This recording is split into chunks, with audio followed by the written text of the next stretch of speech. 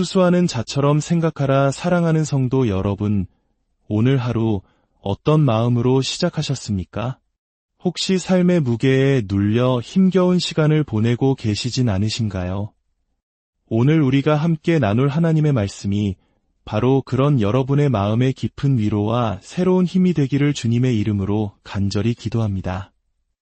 본격적인 말씀에 앞서 잠시 여러분의 도움이 필요합니다. 이 귀한 말씀을 더 많은 이들과 나누기 원하신다면 구독과 좋아요를 통해 주님의 사랑을 전파하는 일에 동참해주세요. 여러분의 작은 손길이 방황하는 누군가에게는 큰 위로와 희망의 등불이 될 것입니다. 이 채널을 통해 주님의 은혜가 여러분의 삶에 늘 가득하기를 축복합니다. 오늘 우리가 함께 묵상할 말씀은 요한복음 4장 27절에서 39절입니다. 하나님의 살아있는 말씀을 경건한 마음으로 듣겠습니다. 그때의 제자들이 돌아와서 예수께서 여자와 말씀하시는 것을 이상히 여겼으나 무엇을 구하시나이까 어찌하여 그와 말씀하시나이까 묻는 자가 없더라. 여자가 물동이를 버려두고 동네로 들어가서 사람들에게 이르되 내가 행한 모든 일을 내게 말한 사람을 와서 보라. 이는 그리스도가 아니냐 하니 그들이 동네에서 나와 예수께로 오더라. 그 사이에 제자들이 청하여 이르되 랍비여 잡수소서.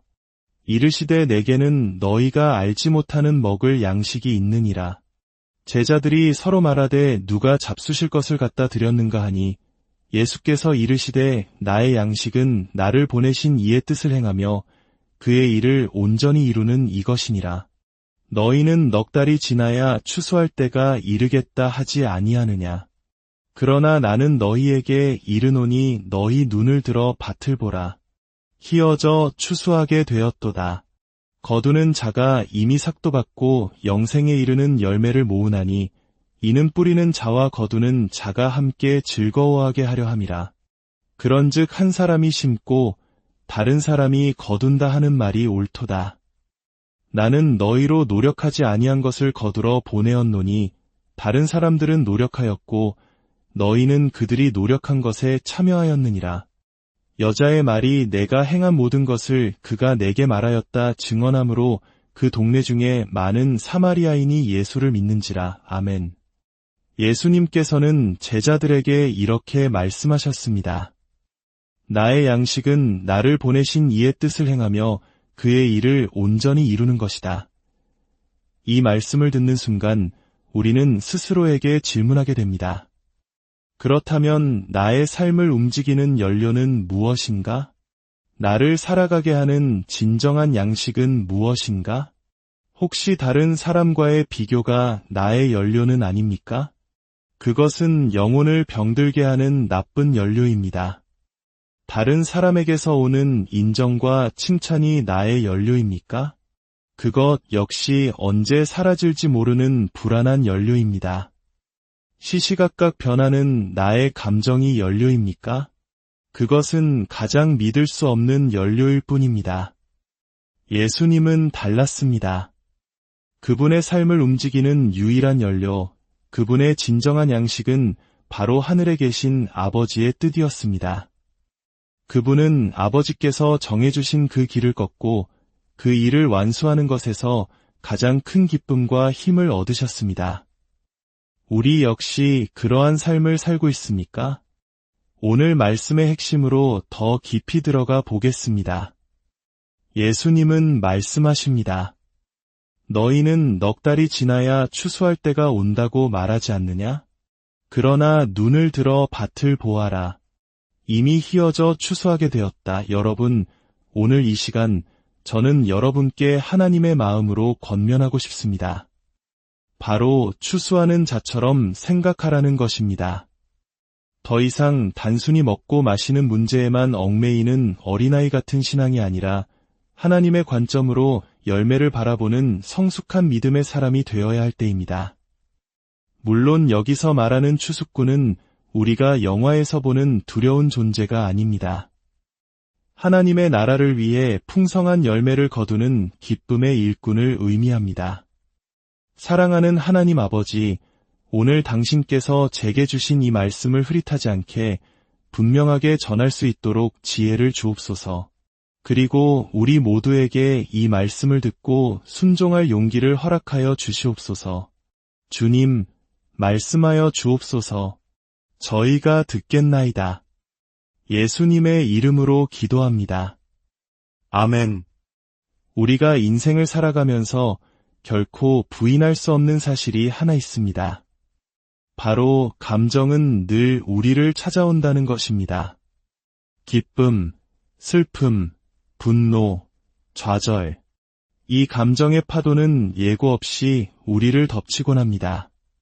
때로는 교회에 오고 싶은 마음이 전혀 들지 않는 날도 있습니다.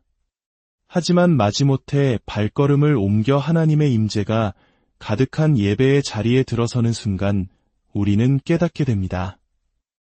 아, 오기를 정말 잘했다. 나의 부정적인 감정에 순종하지 않고 이 자리에 나아온 것이 얼마나 큰 축복이었는지를 말입니다. 저는 운동을 할 때마다 비슷한 경험을 합니다. 운동하는 그 순간의 고통이 좋아서 헬스장에 가는 사람은 아마 거의 없을 것입니다. 하지만 저는 운동이 끝난 후에 느낄 성취감과 개운함을 알기에 그 미래의 감정을 위해 현재의 힘듦을 기꺼이 감수합니다. 이것은 우리의 신앙생활에도 중요한 원리를 가르쳐줍니다. 감정은 찾아오지만 가장 먼저 오는 것은 아니다. 이것은 제가 배운 가장 강력한 진리 중 하나입니다.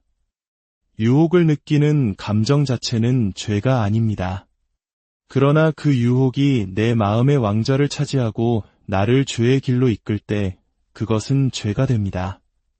슬픔을 느끼는 것이 주님의 기쁨을 앗아가는 것은 아닙니다. 그러나 그 슬픔이 내 삶 전체를 지배하는 토양이 되도록 내버려 둘 때 그것은 문제가 됩니다. 기억하십시오. 감정이 우리를 이끌도록 내버려 두어서는 안 됩니다. 때로는 우리의 행동이 감정을 이끌어야 합니다. 찬양할 기분이 아니더라도 두 손을 들어 하나님을 찬양할 때 무거운 어깨를 누르던 짐이 사라지는 것을 경험하게 됩니다. 짐이 사라지기를 기다리며 손을 주머니에 넣고 있는다면 우리는 결코 주님이 주시는 참된 자유를 맛볼 수 없을 것입니다. 오늘 하나님께서 제게 주신 분명한 메시지는 이것입니다. 하나님은 당신의 가장 힘겨운 그 자리에서 당신을 도우실 것입니다. 옆에 있는 분에게 이렇게 격려해 주십시오. 하나님께서 당신의 힘든 시간을 외면하지 않으실 겁니다. 우리는 다른 사람의 삶을 보며 그에게는 아무런 어려움이 없을 것이라 쉽게 단정합니다. 저 사람은 돈이 많으니 걱정이 없겠지. 하지만 돈이 많은 만큼 감당해야 할 세금과 책임도 무겁습니다. 저 사람들은 자녀가 있으니 불임이 고통은 모르겠지.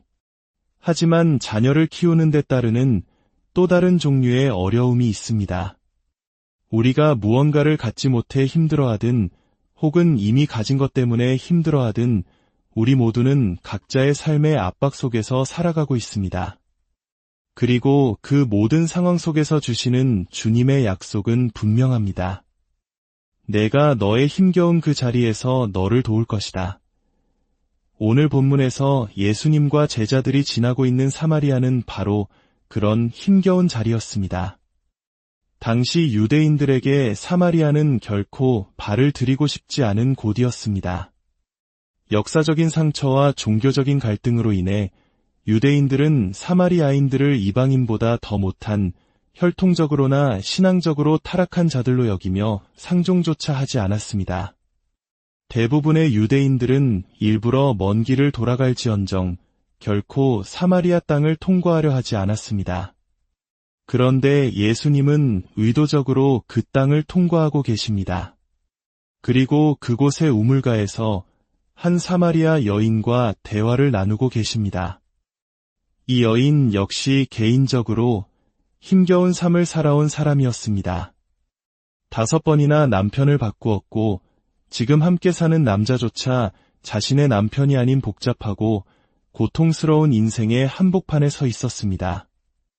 인종적 갈등과 종교적 반목이 가득한 땅, 그리고 한 여인의 깨어진 삶의 현장. 바로 그 척박한 땅 위에 예수님이라는 거룩함과 목적, 그리고 잠재력이 찾아온 것입니다. 우리가 기억해야 할 것은 하나님께서 우리에게 가장 깊은 가르침을 주시는 장소는 종종 우리가 가장 가고 싶지 않았던 바로 그곳이라는 사실입니다.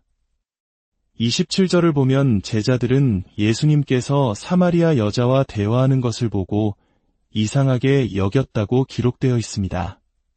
그들의 놀라움은 그들이 이 여정을 전혀 예상하지 못했다는 것을 보여줍니다. 마치 대학 수업에서 강의 계획서에 없던 깜짝 시험을 만난 것과 같습니다. 우리는 제자도라고 하면 흔히 교실에서 배우는 체계적인 과정을 떠올립니다. 하지만 하나님의 가르침은 다릅니다. 하나님은 종종 우리를 놀라움의 한가운데로 데려가신 후 그 모든 상황이 얼마나 전략적이었는지를 나중에 보여주십니다. 인생은 우리를 예고 없이 덮칩니다. 아니, 이런 일이 일어날 줄은 몰랐는데, 저 사람이 나에게 그런 말을 할 줄은 상상도 못했는데 제자들에게도 마찬가지였습니다. 놀랍게도 예수님은 여자와 이야기하고 계셨습니다. 놀랍게도 그 여자는 그들이 경멸하는 사마리아인이었습니다. 제자들은 단지 지름길이라서 사마리아를 통과한다고 생각했을지 모릅니다. 하지만 예수님은 한 영혼을 만나기 위한 분명한 목적을 가지고 그들을 이끌고 계셨습니다. 이처럼 하나님은 우리가 가장 놀라는 순간에 가장 전략적으로 일하십니다. 갈라디아서 6장 9절은 말합니다. 우리가 선을 행하되 낙심하지 말지니 포기하지 아니하면 때가 이름에 거두리라. 하지만 우리의 감정이 믿음보다 앞서면 우리는 열매가 자라는 동안에 포기하고 맙니다. 아직 오지 않은 때를 위해 감정이 따라주지 않는 지금 이 순간에 마땅히 해야 할 일을 어떻게 감당할 수 있을까요? 이것이 바로 예수님과 사마리아 여인의 이야기가 우리에게 주는 교훈입니다. 우리의 자녀 문제, 사업에 대한 두려움, 관계의 어려움, 그리고 마땅히 받아야 할 것이 오지 않을 때 느끼는 그 깊은 피로감까지. 이 모든 문제에 대한 해답이 오늘 말씀 속에 있습니다. 많은 경우 우리는 지금 내가 뿌리고 있는 씨앗에만 집중한 나머지 포기하지 않으면 기다리고 있을 풍성한 수확을 잊어버립니다. 갈라디아서 6장 8절은 경고합니다. 자기의 육체를 위하여 심는 자는 육체로부터 썩어질 것을 거두고 성령을 위하여 심는 자는 성령으로부터 영생을 거두리라. 육체를 위해 심는다는 것은 단순히 내 감정이 원하는 대로 행동하는 것을 의미합니다. 밤10시에 아이스크림을 먹고 싶은 감정에 충실하면 새벽 3시에 속이 더부룩한 결과를 거두게 될 것입니다.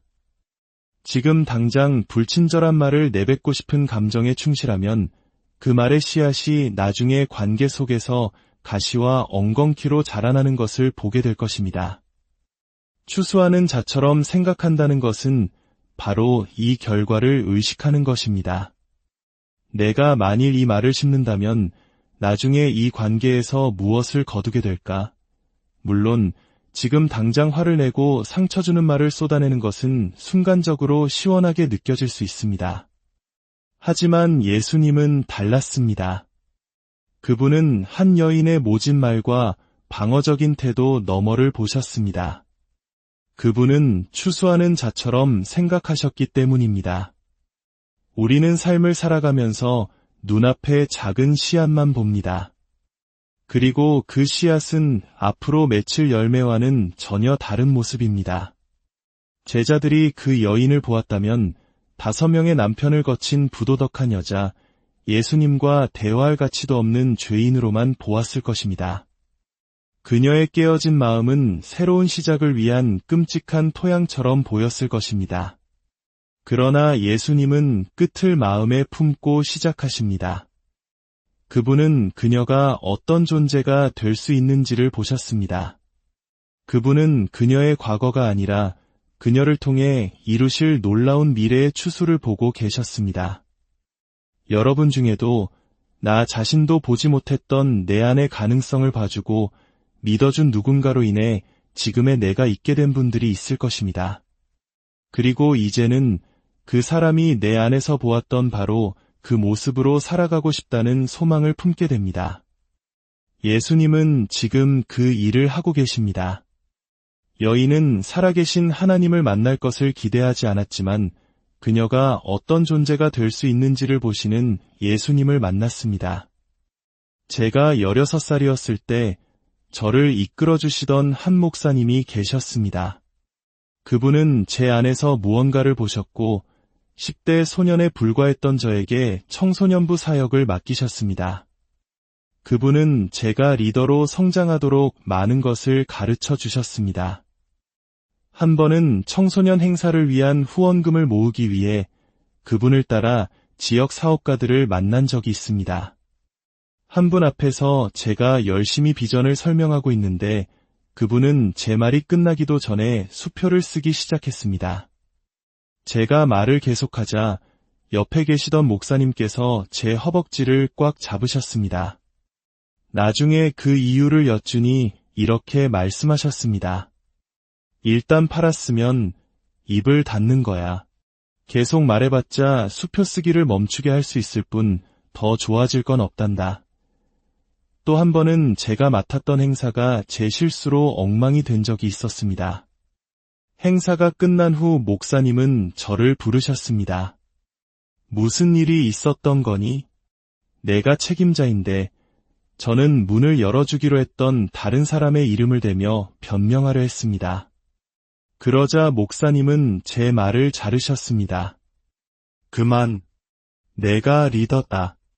리더의 일은 그 일을 직접 하거나 어떻게든 되게 만드는 거야. 넌 둘 다 하지 못했어. 저는 그 말씀을 결코 잊을 수 없습니다. 그때까지 저는 그저 주어진 일만 하면 된다고 생각하는 10대였습니다. 하지만 목사님은 저에게 추수하는 자처럼, 즉 리더처럼 생각하라고 가르치고 계셨습니다. 단순히 과정을 수행하는 것을 넘어 최종적인 결과에 대해 책임지는 사람이 되라는 것이었습니다. 이것이 바로 성숙입니다. 나는 내가 맡은 일뿐만 아니라 그 결과에 대해서도 책임질 것이다. 라고 말하는 것입니다. 좋은 소식은 하나님께서 우리를 어디로 보내시든 그분은 이미 그곳에 가 계시다는 사실입니다. 여러분 중 누군가는 지금 사마리아와 같은 곳으로 가고 있을지 모릅니다. 여러분에게 힘겹고 위험하며 심지어 적대적인 환경일 수 있습니다. 그러나 기억하십시오. 주님께서 이미 그곳에서 일하고 계십니다. 제자들이 음식을 구해 돌아왔을 때 예수님은 이미 여인과 대화를 마치셨고 여인은 이미 마을로 돌아가고 있었습니다. 놀라운 것은 그녀는 원래 목적인 물을 뜨는 것조차 잊어버린 채 물동이를 버려두고 갔다는 것입니다. 이제 두 그룹을 비교해 봅시다. 한쪽에는 예수님이 말씀을 나누어서는 안 될 것처럼 보였던 추문 가득한 과거를 가진 사마리아 여인이 있습니다. 다른 한쪽에는 예수님과 함께하며 교회를 이끌어갈 리더로 부름받은 제자들이 있습니다. 그런데 보십시오. 여인은 마을로 돌아가 자기가 만난 한 남자에 대해 사람들에게 전하기 시작했습니다. 반면 제자들은 예수님께 돌아와 선생님, 음식을 좀 드시지요? 라고 묻습니다. 저를 충격에 빠뜨린 것은 바로 이 지점입니다. 제자들이 한 끼 식사에 대해 생각하고 있을 때 그 여인은 이미 영적인 추수에 대해 생각하고 있었습니다. 한순간에 그녀의 관점이 완전히 바뀐 것입니다. 잠깐만, 내가 지금 메시아와 대화하고 있었구나. 나를 구원할 수 있는 분을 만났구나. 그녀가 가장 먼저 한 생각은 마을로 돌아가 사람들을 이분께 데려와야겠다는 것이었습니다. 제자들의 첫 번째 생각은 우리가 배고프니 먹어야 한다는 것이었습니다. 과연 이야기에서 진짜 제자는 누구일까요? 늘 예수님 곁에 있었던 이들은 그분을 당연하게 여겼지만 그분을 막 만난 한 사람은 그분이 하실 수 있는 일에 엄청난 잠재력을 보았습니다. 여인이 마을 사람들을 데리고 돌아왔을 때 예수님은 설교를 시작하셨습니다. 눈을 들어 보아라. 밭이 이미 추수할 때가 되었다. 그리고 당시 사람들이 흔히 쓰던 속담을 인용하십니다. 한 사람이 심고 다른 사람이 거둔다는 말이 옳다. 이 말은 때로 인생이 불공평하게 느껴질 수 있다는 것을 암시합니다. 내가 모든 일을 했는데 다른 사람이 공을 가로챌 때가 있습니다. 내가 모든 사랑을 쏟아부었는데 그 사람은 다른 사람과 결혼합니다. 내가 모든 것을 바쳐 일구어 놓았는데 정작 열매를 맺기 시작할 때 나는 소외되는 것 같은 느낌이 듭니다. 솔직히 그런 감정을 느껴보신 적 없으신가요? 내가 쏟아부은 것보다 얻은 것이 적다고 느꼈던 적 말입니다. 그 순간 제자들은 아마도 자신들이 바로 그 씨 뿌리는 자라고 생각했을 것입니다. 그래, 우리가 바로 수고하는 자들이지. 예수님을 따르며 이 힘든 사마리아 땅까지 온 우리야말로 씨 뿌리는 자들이야. 하지만 예수님은 그들의 생각을 뒤집으십니다. 38절을 보십시오. 나는 너희로 노력하지 아니한 것을 거두러 보내었노니 다른 사람들은 노력하였고 너희는 그들이 노력한 것에 참여하였느니라. 이 말씀은 우리에게 충격적인 진실을 알려줍니다. 우리는 늘 자신을 수고롭게 씨 뿌리는 자로만 생각하지만 사실 우리가 얼마나 많은 것을 이미 거두고 있는지 깨닫지 못하고 있다는 것입니다. 어쩌면 당신은 이미 많은 것을 추수하고 있었지만 그것을 깨닫지 못했을 뿐입니다. 어쩌면 사탄은 당신이 얼마나 힘든지, 얼마나 상처받았는지에만 집중하게 만들어 당신이 실제로 얼마나 많은 도움을 받고 있는지 보지 못하게 만들고 있는지도 모릅니다. 그래서 시편 기자는 이렇게 노래했습니다. 내 영혼아 여호와를 송축하며 그의 모든 은택을 잊지 말지어다. 그 은택이 무엇입니까? 그가 내 모든 죄악을 사하시며 우리는 이것을 노력해서 얻은 것이 아니라 거저 거두어들인 은혜입니다. 나의 죄는 너무나 깊고 나의 수치는 너무나 컸지만 예수님의 보혈은 그보다 더 위대했습니다. 내 모든 병을 고치시며 우리는 왜 아플 때만 건강에 대해 감사할까요? 지금 내가 건강하게 움직일 수 있다는 것, 이것이 얼마나 큰 수확인지 왜 잊고 살아갈까요? 제자들은 음식에 대해 생각하고 있었습니다. 좋은 의도였지만 그들은 한 끼 식사 때문에 더 큰 사명을 놓치고 있었습니다. 당신이 받지 못한 것에 대한 불평 때문에 이미 받은 것에 대한 감사를 잃어버리지 마십시오. 주님은 씨를 뿌리는 분이셨습니다. 그리고 나는 그 열매를 거두는 자입니다. 그분께서 십자가에서 생명을 주셨기에 내가 오늘 이 생명을 누립니다. 그분은 포도나무요, 나는 가지입니다. 이제는 큰 소리로 선포해야 합니다. 나는 지금 거두고 있다. 내가 가진 이 삶은 선물이다. 내가 가진 이 기회는 선물이다. 내가 가진 이 순간, 이 호흡은 선물이다. 만약 당신이 사탄이라면 당신이 이미 눈물로 씨를 뿌린 그 밭에서 기쁨으로 추수하지 못하도록 막고 싶지 않겠습니까? 이미 아픔을 겪었고 이미 눈물을 흘렸습니다. 그런데 왜 씨앗을 뿌릴 때의 눈물에만 갇혀 정작 추수의 때가 왔을 때 그 기쁨의 열매를 거두지 못하는 것입니까? 시편 126편은 노래합니다.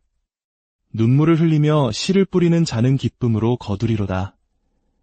혹시 당신은 과거의 눈물에 너무 깊이 잠겨 있어 눈앞에 와 있는 기쁨의 수확조차 보지 못하고 있지는 않습니까? 추수는 언제나 지금 여기에 있습니다.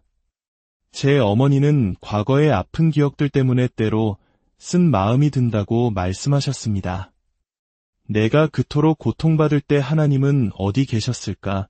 그 질문에 대한 답은 언제나 요한복음 4장 35절입니다.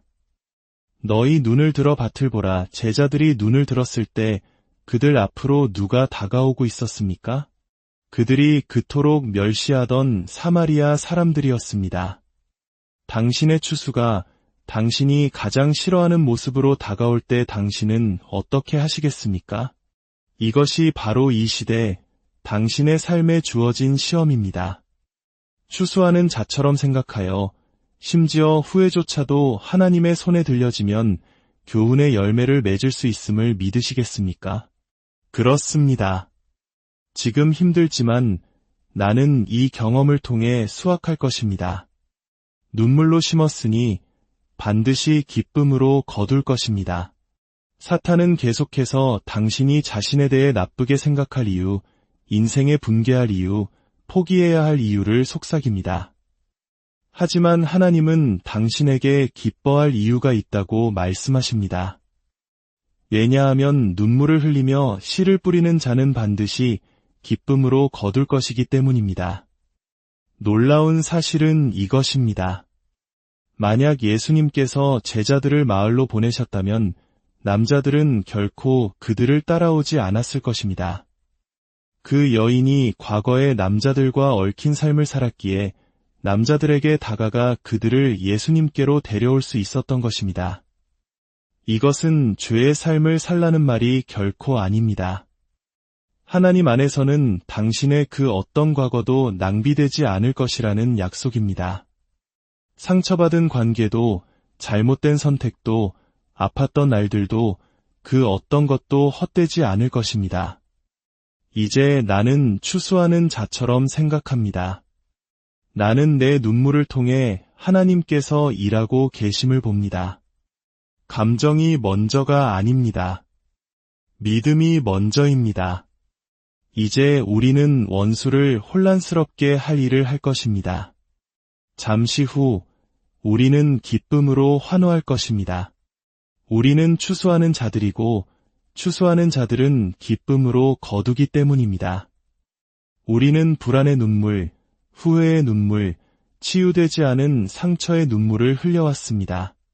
하지만 이제 우리는 기쁨으로 외칠 것입니다. 왜냐하면 우리는 지금 추수하고 있기 때문입니다. 나의 기쁨을 되찾으리라. 나는 추수하는 자이기 때문입니다. 주님이 행하신 모든 일을 생각할 때 나는 내가 심지 않은 곳에서 거두고 있습니다.